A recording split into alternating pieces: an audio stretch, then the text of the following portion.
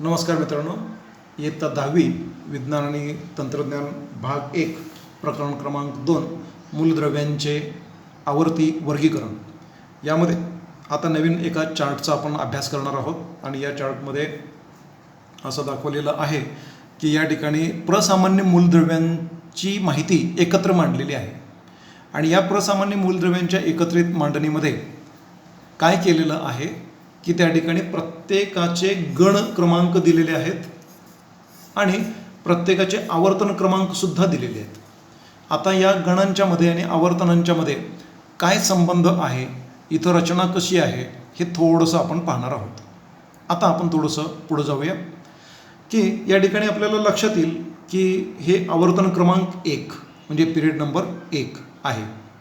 तर या आवर्तनामध्ये इथं एकच इलेक्ट्रॉनची कक्षा आहे. हायड्रोजनच्या बाबतीमध्ये इथं हायड्रोजनच्या अणूमध्ये इलेक्ट्रॉन कक्षा किती आहेत? 1 आहे. तसं हेलियममध्ये सुद्धा इलेक्ट्रॉनची एकच कक्षा आहे. या एकाच कक्षेमध्ये इथं हायड्रोजनमध्ये 1 इलेक्ट्रॉन आहे आणि हेलियममध्ये 2 इलेक्ट्रॉन आहेत. हे 2 इलेक्ट्रॉन या ठिकाणी आल्यानंतर ही कक्षा या ठिकाणी भरते आणि मग यानंतरची जी मूलद्रव्ये आहेत ज्यांच्यामध्ये इलेक्ट्रॉनची संख्या आता 1 वाढलेली आहे परत, तर त्या ठिकाणी आता येणारा तिसरा इलेक्ट्रॉन त्याला पहिल्या कक्षेमध्ये स्थान मिळत नाही, कारण त्या जागा 2 इलेक्ट्रॉनने पूर्ण व्यापून गेलेल्या आहेत. म्हणजे इथल्या 2 कक्षा या 2 इलेक्ट्रॉनची जागा ती संपलेली आहे. त्यामुळं आता तिसऱ्या इलेक्ट्रॉनसाठी नवीन कक्षेची सुरुवात होते, ती जाते कक्षा क्रमांक 2 मध्ये आणि मग या ठिकाणी हा गेलेला आहे दुसऱ्या कक्षेमध्ये. पहिली कक्षा सगळ्या ठिकाणी भरलेली दिसेल आपल्याला आणि त्यानंतर दुसऱ्या कक्षेमध्ये इलेक्ट्रॉनची संख्या वाढत गेलेली डावीकडून उजवीकडं आपल्याला पाहायला मिळते. याप्रमाणे इथं निऑनपर्यंत आल्यानंतर दुसरी कक्षासुद्धा पूर्ण भरते. इथं अष्टक स्थिती पूर्ण होते. इकडं द्विक स्थिती पूर्ण झालेली आहे.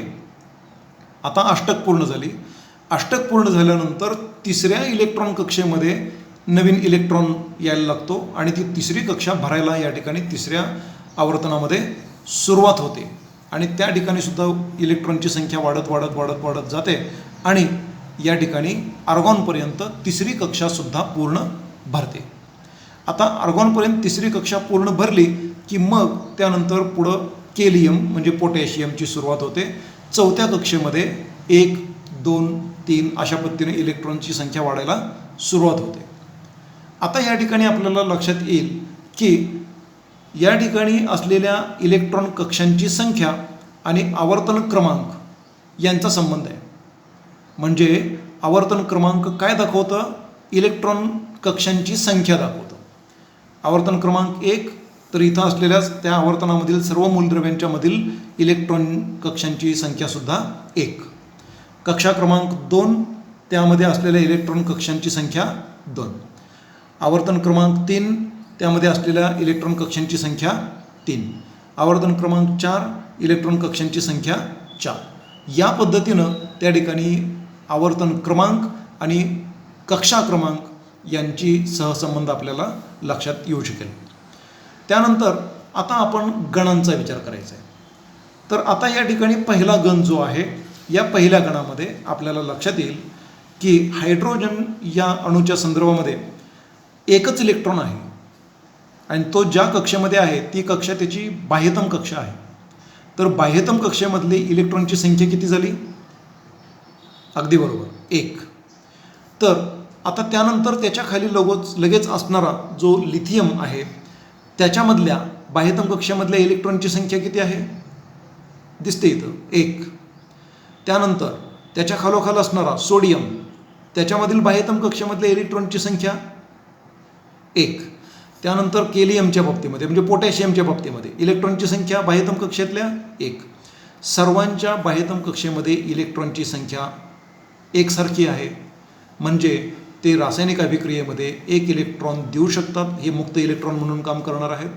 ते 1 इलेक्ट्रॉन देऊ शकतात आणि ते दिल्यानंतर त्यांच्यावर येणारा एक धनप्रभार जो आहे तो त्यांची रासायनिक गुणधर्म निश्चित करतो आणि म्हणून या सर्वांची रासायनिक गुणधर्म एकसारखे असणार आहेत. तसंच इथं सुद्धा यात गण क्रमांक 2 मध्ये बाह्यतम कक्षेमध्ये असणाऱ्या इलेक्ट्रॉनची संख्या आहे प्रत्येक ठिकाणी 2. त्यामुळे हे 2 इलेक्ट्रॉन देणार, 2 धनप्रभार मिळवणार आणि त्यामुळं या सर्वांची सुद्धा रासायनिक अभिक्रिया करण्याची पद्धत किंवा सगळ्यांचे रासायनिक गुणधर्म एकसारखे असेल. म्हणजे एका गणामध्ये असलेल्या सर्व मूलद्रव्यांची रासायनिक गुणधर्म एकसारखे असतील. ठीक आहे. आता एका आवर्तनामध्ये गुणधर्म कसे बदलत जातात आणि संयोजक कशी बदलते याचा आपण थोडक्यात आढावा या ठिकाणी घेऊया. या ठिकाणी लिथियम आहे. तर हा लिथियम जो आहे याच्यामध्ये इलेक्ट्रॉन संरूपण आहे 2-1, बेरिलियममध्ये 2-2, बोरॉनमध्ये 2-3, कार्बनमध्ये 2-4, नायट्रोजनमध्ये 2-5, ऑक्सिजनमध्ये 2-6, फ्लोरीनमध्ये 2-7, निऑनमध्ये 2-8. आता पाहूया आपण काय घडतं त्यांच्या संयोजनाच्या बाबतीत. लिथियमच्या इलेक्ट्रॉन कक्षांच्या मध्ये 2-1 अशी इलेक्ट्रॉनची संरचना आहे. तर बाह्यतम कक्षेतला हा एक इलेक्ट्रॉन दिल्यामुळं लिथियम एक धनप्रभार मिळवतो. म्हणून या धनप्रभार मिळवणाऱ्या मूलद्रव्यांना इलेक्ट्रोपॉझिटिव्ह विद्युत धन असं सुद्धा म्हटलं जातं.